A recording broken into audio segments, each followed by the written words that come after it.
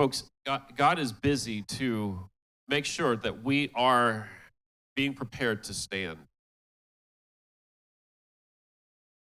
The scriptures tell us, let your light shine. Nice when we all have a candle here, but where is it most effective? Somewhere where there's dark.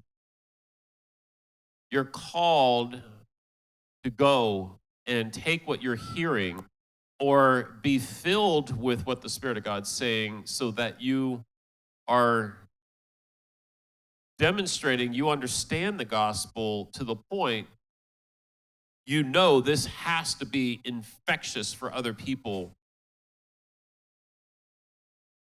It's a giveaway gospel. It's not a hoarding type of gospel. And that's a challenge because it's easy to look at the conditions that righteousness does set up around us and stay comfortable in that. Give me a for instance of that. So where the scriptures call us to send out and to expand who God is in the earth. But if we get comfortable with our status of being sanctified and just be a taker of the gospel, we did the work, we got blessed, we even got healed. But if it stops at that, then there's this sliding into self again. It's possible to slide back into what can I get out of this for myself. And now we're back into, I want to say, there can be a Christianized version of humanism where we look to our own status of righteousness and say, I am the standard.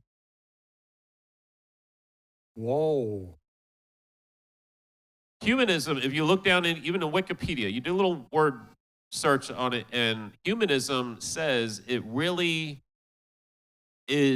steps away, and it says that humans are the standard for humanity. I mean, it's almost like inversion at its core, because they say we do not allow room for theism, religion, to speak into the identity of what a human should look like. Now, that's not fair because God was the one to originally make a human. And so they're robbing God of what he said and said, we're going to rename and relabel what we think we are. Therefore, I want to say there's a lot of well-meaning humans in the public square.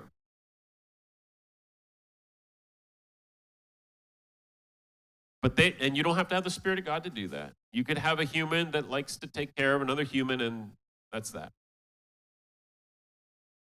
The problem is that when a devil comes to join that person, and you no longer can use humans as a standard for what is right anymore.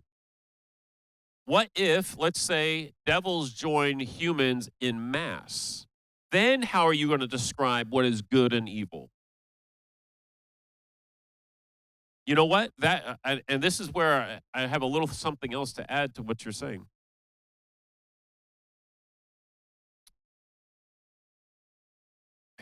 Every now and then you got to appreciate that the scripture says, the scripture that says, I want you to understand the wiles or the strategies of the devil. Be mindful of them. I want to tell you what one of the large-scale wiles, King James says, or the strategies that Satan has in the earth right now. The Arab Spring, it just made a mess of the Middle East, didn't it? I mean, it just kind of showed that that whole religion doesn't have it all together over there. They're all kinds of infighting, and it just, kind of had a big meltdown. There's always kind of some kind of shift, right? And then because all of that is based on a theocratic model. It's based on this idea that God governs their country. And I said in the beginning, humanism is the largest religion in the world. Of course, they don't have a church they go to. You get a little variance of it, like a Unitarian or, this, that, and the other, but there, there's no set doctrine per se. They have the little conclaves of humanists that get together, but they don't put into thou must obey, this book and verse and chapter. It's just all melded in with philosophies and psychologies and anything that can take away the influence of God and become a voice. So it's really rooted in Greek thinking.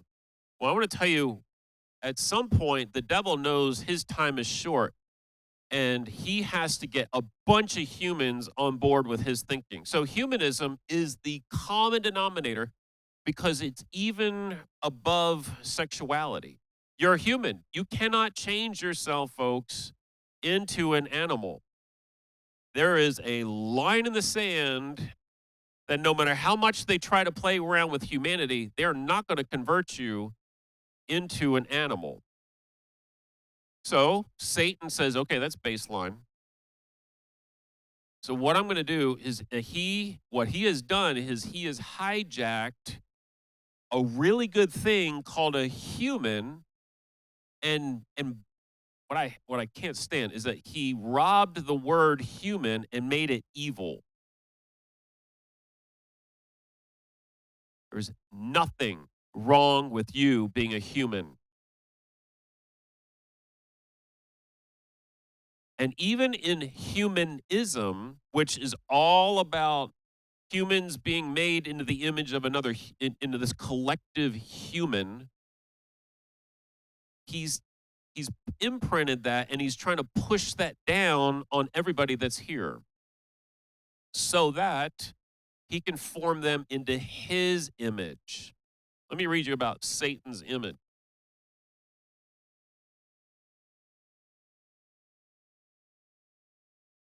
I'm going to jump in the middle of Revelation. It's chapter 14.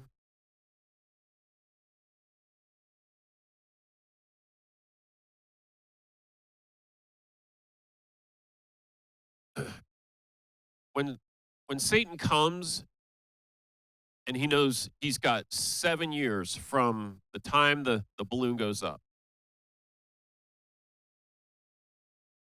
He's not going to just dilly-dally around, folks. He's going to move really fast.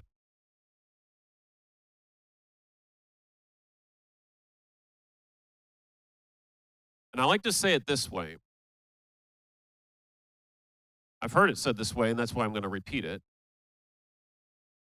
I'm really prayerful and expectant of a pre-trib experience, but I'm preparing for a pre-wrath experience. I'm preparing my family. I'm telling you how I am preparing my children because the motto of our church is hope of the generations. It's to establish the generations of overcomers. I'm telling you what I am preparing my children for. Very hopeful and expectant to be out of here before everything goes sideways. But let me ask you this. Do you have any tribulation in your life? Why aren't you out of it? Are you pre-trib on that?